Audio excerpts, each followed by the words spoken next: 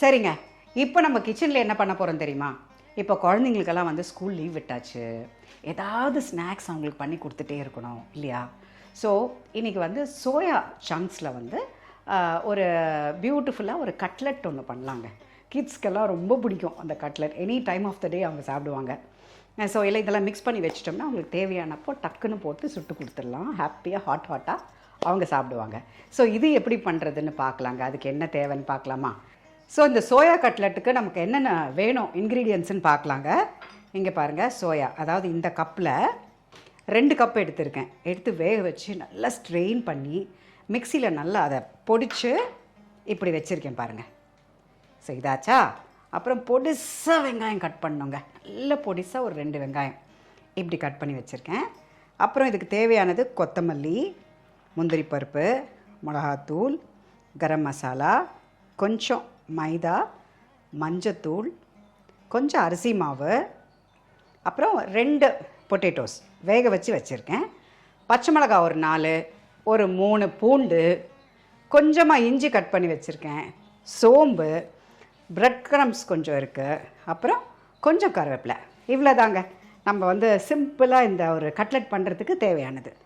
So இது வந்து இதெல்லாம் நம்ம மிக்சியில் ஒரு வாட்டி அரைச்சிக்கணுங்க. எதை? இந்த சோம்பு, பச்சை மிளகா, இஞ்சி, பூண்டு இதெல்லாம் போட்டு எல்லாம் ஒன்றா போட்டு மிக்சியில் அடித்து வச்சுக்கலாம். நெக்ஸ்ட் என்ன பண்ணுறதுன்னு பார்க்கலாம். சரிங்க, இப்போ நம்ம வந்து கடாயை வச்சுக்கிட்டோம். இப்போது இதுக்கு வெர்ஜின் கிரவுண்ட்நட் ஆயில் தாங்க நம்ம யூஸ் பண்ண போகிறோம். இது கொஞ்சம் இந்த வெங்காயம், இந்த அரைச்சி வச்சது, அப்புறம் முந்திரி இதெல்லாம் கொஞ்சம் வறுத்து எடுத்துக்கலாம்.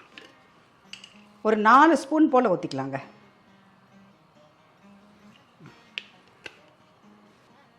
எண்ணெய் கொதிக்கட்டும். ஸோ நான்வெஜ்ஜில் தான் முக்கால்வாசி நம்ம பண்ணுவோம் இல்லையா? இந்த கட்லெட்ஸ் எல்லாம், சிக்கன் கட்லெட்டு அதெல்லாம் பண்ணுவோம். ஸோ வெஜிடேரியன் பண்ணும்போது வீட்டில் இருக்கிற பெரியவங்க கூட சாப்பிட்லாம், எல்லாருமே சாப்பிட்லாம். ஸோ அதுதான் சோயா பண்ணலாம் அப்படின்ட்டு. இதில் ரொம்ப ரொம்ப சிம்பிள் டிஷ்ஷுங்க, டக்குன்னு ரெடி பண்ணிடலாம். எண்ணெய் காஞ்சிருச்சு, கருவேப்பிலை போட்டுக்கலாம்.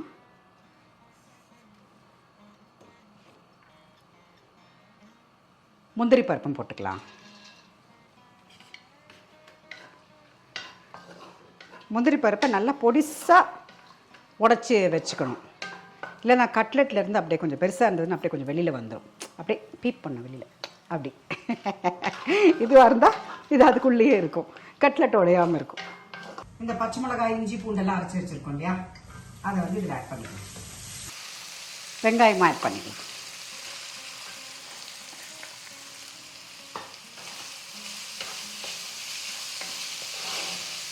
இதை கொஞ்சம் நல்லா ஒரு 5 நிமிஷம் ஃப்ரை பண்ணலாம்.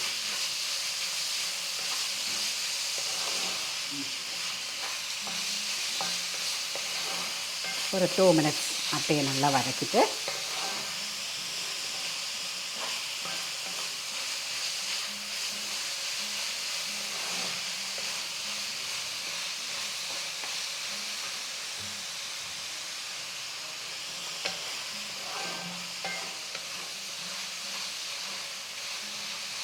வெங்காயம் கொஞ்சம் நல்லா வதங்கிருச்சுங்க.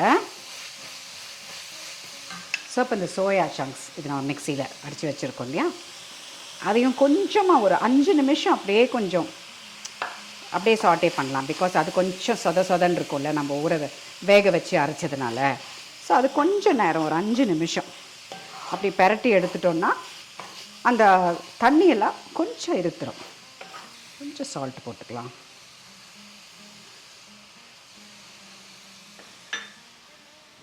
இந்த மசாலாலாம் போட்டு அரைச்சதுனால இந்த சிக்கன் மாதிரியே வாசனை வருது. பசங்களை ஏமாற்றி கொடுத்துடலாம், இதுதான் சிக்கன் கட்லெட்டுன்னு. அவ்வளோதாங்க, போதும். இதோட அடுப்பு ஆஃப் பண்ணிக்கலாம். நம்ம பொட்டேட்டோஸ்லாம் போட்டு அதை மிக்ஸ் பண்ணிக்கலாம். இப்போது இந்த கடாயில் இருக்கிறத அப்படியே இந்த பவுலுக்கு மாற்றிக்கலாம்.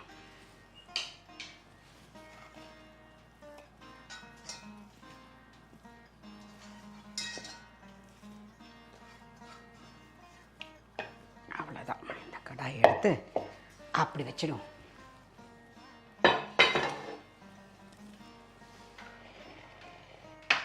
இப்போது இந்த உருளைக்கிழங்கு வேக வச்சுருக்கோம் இல்லையா, அதை வந்து நல்லா ஸ்மாஷ் பண்ணிக்கலாம். இதில் கொஞ்சமாக மிளகாப்பொடி கொஞ்சம் ஆட் பண்ணிக்கலாம். அப்புறம் மஞ்சப்பொடி ஒரு 1/2 ஸ்பூன்,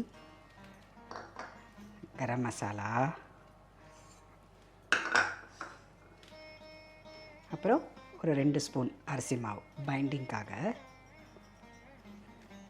அதை ஆட் பண்ணிக்கலாம். கொத்தமல்லியும் ஆட் பண்ணிக்கலாம். கொஞ்சமாக உப்பு போட்டுக்கலாம்.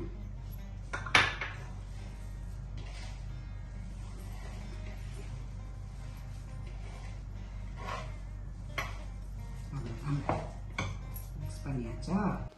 இந்த மாதிரி நமக்கு எந்த சைஸில் வேணுமோ அந்த மாதிரி, எந்த ஷேப்பில் வேணுமோ கூட நம்ம தட்டி வச்சுக்கலாம்.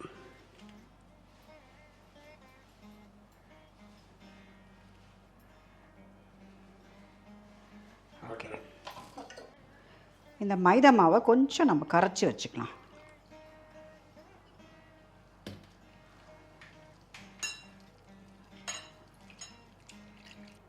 ஓகே, இதை வச்சிடலாம். பேன் வச்சிடலாம். பேனில் எண்ணெய் ஊற்றிக்கலாங்க. கொஞ்சம் நல்லா சிம்மில் வச்சுக்கலாம். சிம்மில் வச்சு போட்டோன்னா தீயாமல் உள்ளேயும் நல்லா வேகும். ஸோ இந்த மைதா மாவில் இதை டிப் பண்ணிக்கலாங்க. டிப் பண்ணிவிட்டு இந்த ப்ரெட் க்ரம்ஸ் இருக்கு இல்லையா, அதில் போட்டு ஒரு பெரட்டி வச்சுக்கலாம். நம்ம மோஸ்ட்லி நம்ம வீட்டில் பண்ணுறது தான் பெட்டர். ப்ரெட் க்ரம்ஸ்லாம் ரொம்ப ஈஸி. ப்ரெட் அப்படியே நல்லா கிறிஸ்பியாக ஃப்ரை பண்ணிவிட்டு அப்படியே பவுட்ரு பண்ணி வச்சுக்க வேண்டியதான். எண்ணெய் காஞ்சிருச்சு, இப்போ நம்ம போட்டுடலாம்.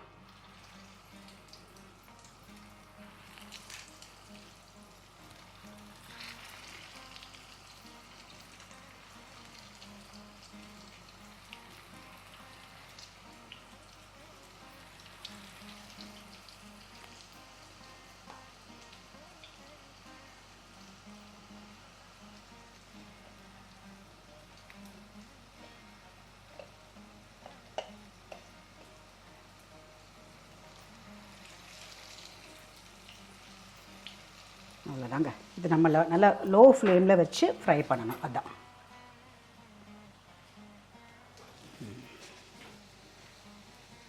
கொஞ்சம் நல்லா ஃப்ரை ஆகட்டும், அதுக்கப்புறம் நம்ம திருப்பி போடலாம். இப்போ திருப்பி பார்க்கலாம்.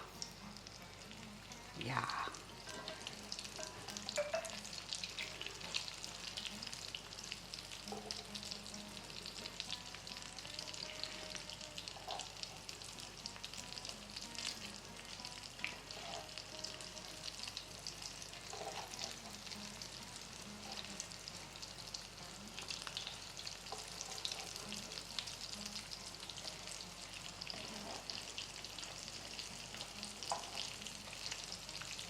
அவ்வளோதான். நல்லா பொன் நிறமாக வந்துருச்சு பாருங்கள் ஒரு சைடில். இன்னொரு சைடும் ஆயிடுச்சுன்னா சூப்பராக ரெடி ஆகிடும். ரெடி ஆகிடுச்சுங்க. 2 பக்கம் வந்துருச்சு. இப்போ நம்ம அழகாக எடுத்துடலாம்.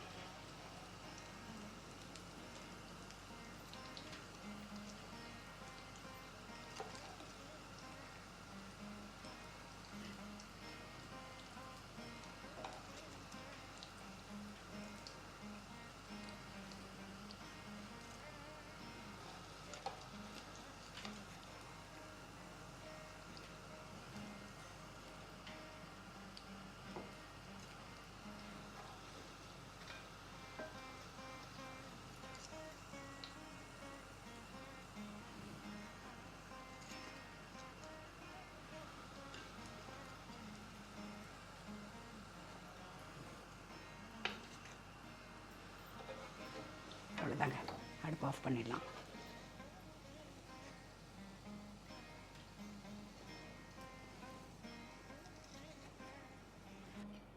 இதோ சோயா கட்லட் ரெடி ஆயிடுச்சு.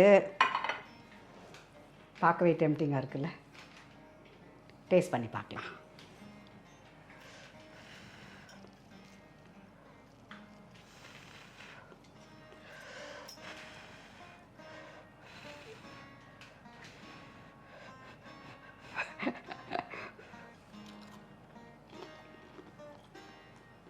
ம்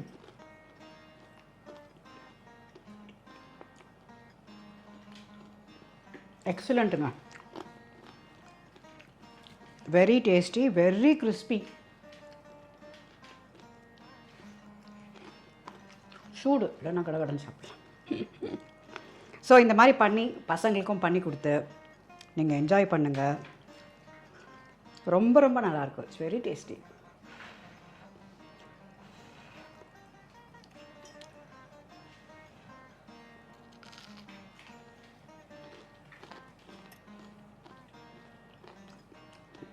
எக்ஸலண்ட், வெரி நைஸுங்க. I'm really enjoying it. இந்த மாதிரி செஞ்சு கொடுங்க, இந்த மாதிரி சாப்பிட்டு என்ஜாய் பண்ணிவிட்டு எப்படி இருக்குன்னு சொல்லுங்கள். ஓகே, பாய்ங்க.